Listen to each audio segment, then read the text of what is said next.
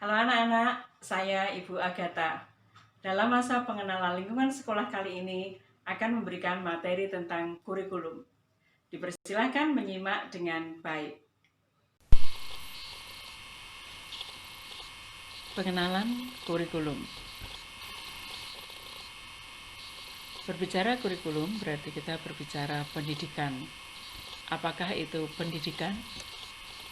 Pendidikan adalah usaha sadar dan terencana untuk mewujudkan suasana belajar dan proses pembelajaran agar peserta didik secara aktif mengembangkan potensi dirinya untuk memiliki kekuatan spiritual, keagamaan, pengendalian diri, kepribadian, kecerdasan, akhlak mulia, serta keterampilan yang diperlukan dirinya, masyarakat, bangsa, dan negara. Sedangkan pendidikan nasional tujuannya adalah mengembangkan potensi dan membentuk watak serta peradaban bangsa yang bermartabat dalam rangka mencerdaskan kehidupan bangsa dan bertujuan untuk berkembangnya potensi peserta didik agar menjadi manusia yang bertakwa kepada Tuhan Yang Maha Esa, berakhlak mulia, sehat, berilmu, cakap, kreatif, dan juga mandiri. Nah, unsur pendidikan apa sajakah? Adalah tempat atau sarana prasarana, personil, dan juga kurikulum. Sarana dan prasarana adalah hal yang langsung mendukung proses pembelajaran. Adalah gedung atau bangunan sekolah, ruang kelas, ruang perpustakaan, ruang laboratorium, ruang multimedia atau komputer, dan peralatan pembelajaran. Sedangkan personel pendidikan terdiri dari kepala sekolah, guru, karyawan, siswa, dan juga komite sekolah. Dan pada pertemuan berikutnya kalian akan bisa mengenal siapa kepala sekolah kalian, guru-guru kalian, bapak ibu karyawan yang akan juga membantu kalian. Berikutnya adalah kurikulum. Yang dimaksud dengan kurikulum adalah seperangkat rencana dan pengaturan mengenai tujuan pembelajaran, isi pembelajaran, bahan pelajaran, cara yang digunakan sebagai pedoman penyelenggaraan kegiatan pembelajaran untuk mencapai tujuan pendidikan tertentu. Sedangkan kurikulum yang dipakai di SMP Kanisius 1 Surakarta adalah kurikulum 2013 yang kita kenal dengan istilah K13, yang merupakan kurikulum yang ditetapkan oleh pemerintah sebagai kelanjutan kurikulum 2006 dan juga sesuai konsep pendidikan nasional, yaitu membentuk karakter dan perilaku peserta didik.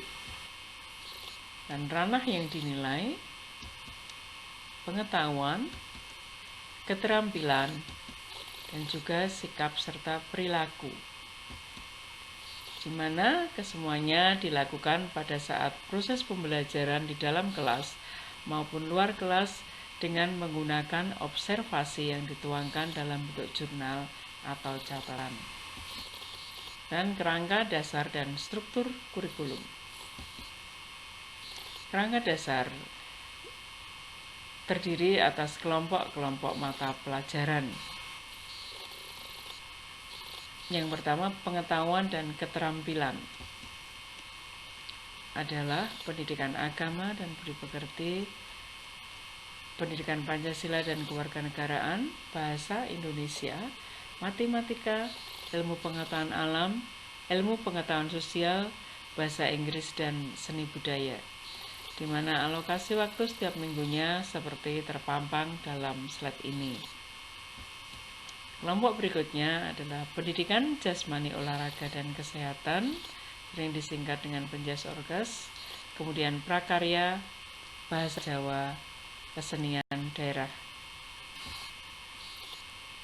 Muatan lokal adalah kegiatan kurikuler yang bertujuan untuk mengembangkan kompetensi siswa yang disesuaikan dengan ciri khas daerah. Bahasa Jawa untuk mempertahankan nilai-nilai budaya Jawa. Kesenian daerah untuk menanamkan rasa cinta budaya daerah. Dan pengembangan diri, budi pekerti, ekstrakurikuler. Seperti kalian lihat dalam tayangan, ini adalah masa pengenalan lingkungan sekolah yang saat ini tidak bisa kita lakukan karena pandemi COVID-19, sehingga MPLS kali ini secara daring atau online, tetapi tidak akan mempengaruhi makna. Ziarah dan wisata untuk mengembangkan kerohanian, pasukan pengibar bendera pada kedisiplinan, latihan dasar kepemimpinan, mendidik anak-anak untuk bisa menjadi pemimpin yang baik. Ekstrakurikuler tari, taekwondo, band, paduan suara, basket, futsal, bulu tangkis, pramuka, karya ilmiah remaja atau mading. Ini semua adalah pengembangan diri dalam bentuk ekstrakurikuler yang dikembangkan di SMP Kanisius 1 Surakarta. Dan sayangnya kalian harus menahan diri bahwa belum bisa melakukan secara langsung hal-hal yang baru saja tertayang. Dan ranah yang dinilai adalah sistem paket, pembelajaran 3 tahun, beban belajar, kegiatan tatap muka 40 menit, dan per minggunya 42 jam pelajaran, tapi di SMP Kanisius 1 Surakarta 44 jam pelajaran. Kemudian penugasan berupa tugas terstruktur dan kegiatan mandiri tidak terstruktur. Dan jangan lupa setiap mata pelajaran ada KKM-nya, kriteria ketuntasan minimal. Apakah yang dimaksud dengan KKM? Adalah nilai terendah yang harus dicapai peserta didik agar dinyatakan tuntas dalam pencapaian kompetensi.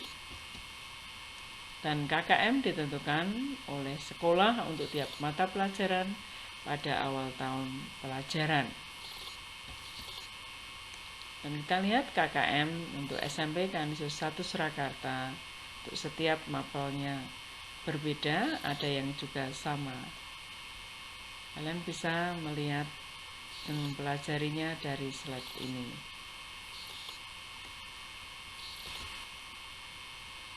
Kemudian ini gambaran pembelajaran yang menyenangkan di SMP Kanisius 1 Surakarta yang tidak hanya diselenggarakan di dalam kelas, tapi terkadang juga di aula yang luas dan sejuk serta bersih.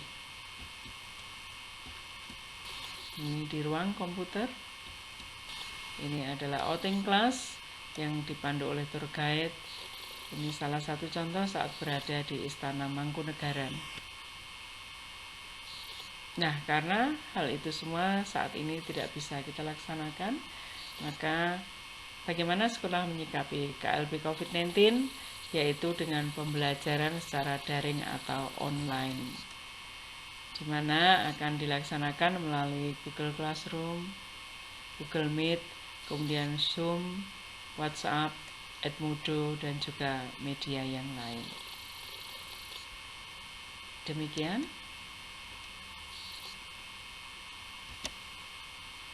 Dan catatan, segala informasi akan disampaikan di grup kelompok kalian masing-masing. Dan apabila sudah terbentuk kelas, maka segala informasi juga akan disampaikan di grup kelas melalui wali kelas kalian masing-masing. Nah, sebelum kita bisa melaksanakan pembelajaran secara daring, kalian sudah bisa mulai memikirkan kegiatan ekstrakurikuler apa yang kalian minati dan cocok dengan hobi kalian. Terima kasih untuk kebersamaan kali ini. Sampai bertemu lagi. Berkah dalam.